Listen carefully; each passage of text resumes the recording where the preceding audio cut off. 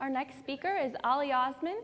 He is a senior from Walsh, and he is someone who can be considered an expert on social justice. And He's given talks all over Ohio. Yep. Come on out. Yeah, come on out. Great. Hello, everyone. The Oxford Dictionary defines change as a means to become or make different. Now, the simple six-letter word has become the driving force for many of life's greatest decisions. If we were to look into the past and actually see the fuel for change, we'd be able to see a number of different reforms, such as political reforms for the French Revolution.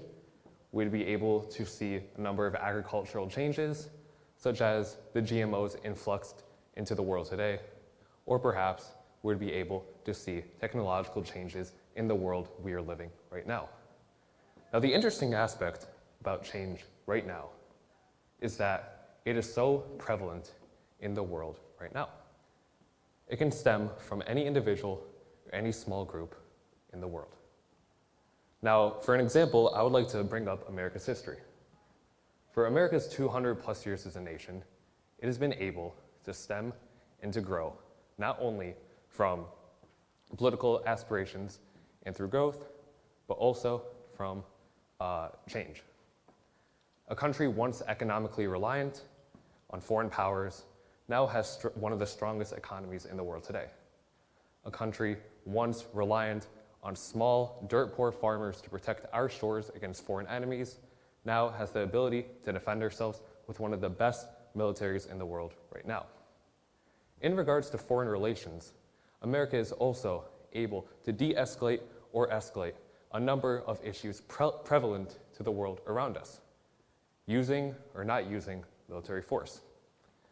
Now, while America definitely has its growths and its plus sides, its pluses, its minuses, its yays or nays, we must acknowledge our differences and must acknowledge where we can grow.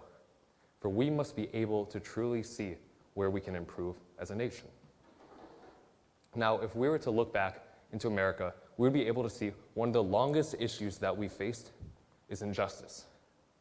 And regarding this issue, it has not gone away in the past 200 years, unlike a number of other issues that we face. Now, injustice has become such a deep-rooted issue in the world around us. If we were to look into the entire premise of injustice, we'd be able to see the catastrophic events we'd be able to have.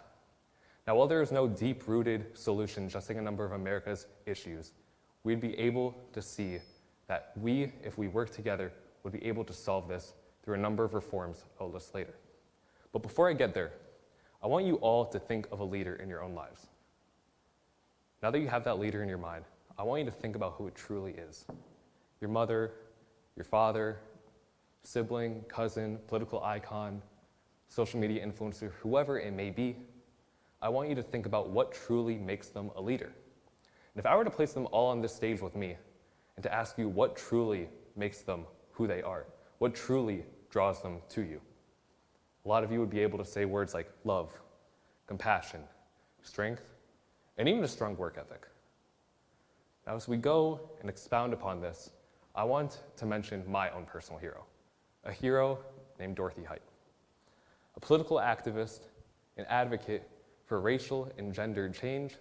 Dorothy Height used her God-given talents of public speaking, her great ability to speak with people, and her hard work ethic to fight for her beliefs. In the early 20th century, she used these to advocate for what she truly believed in, which was social justice. Now, what draws me most to her is her ability to commit to an issue at such a young age. There have been reports of her using her public speaking and her great people skills to try and win people over in the fight against inequality. Now, when I say this, we must be able to grow from her teachings. Little did she know that her work would be the foundation for many of the works later following in the civil rights movement.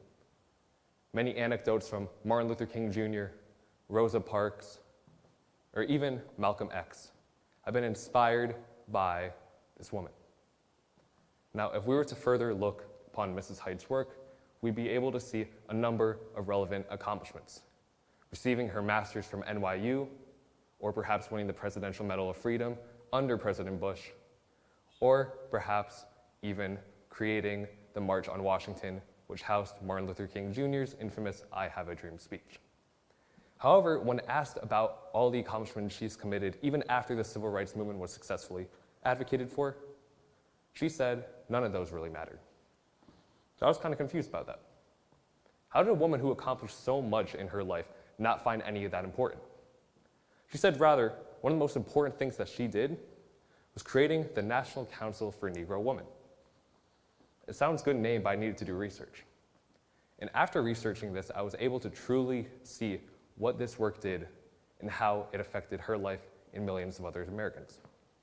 Directly by founding this, she was able to integrate female minorities into the workforce and through social aspects, encouraging them to become leaders in their own day-to-day lives, thus fighting for social advocacy through their actions.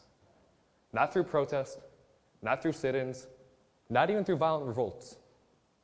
By leading, by doing their job the right way, by actually being a man or woman for others. Now, as I look back at her work, I would not be standing here right now talking about her if I didn't believe that what she was doing was extremely valuable. However, I am not a historian. I do not have a personal stake into the civil rights movement, being that I wasn't there for that. However, I am a person with a personal anecdote regarding what it means to be equal, regarding equality as a whole. A personal anecdote about my father. My father came to America at the age of 17.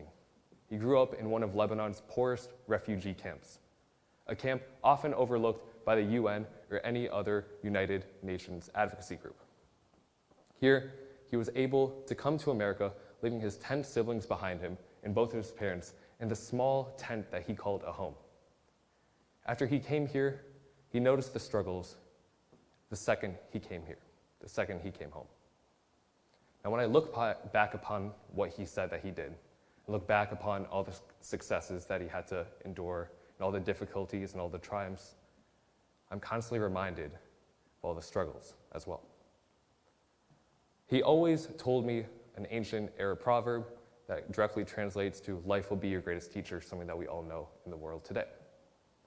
Life will be your greatest teacher. And as a kid, when I first heard of his struggles, I had no idea what he meant.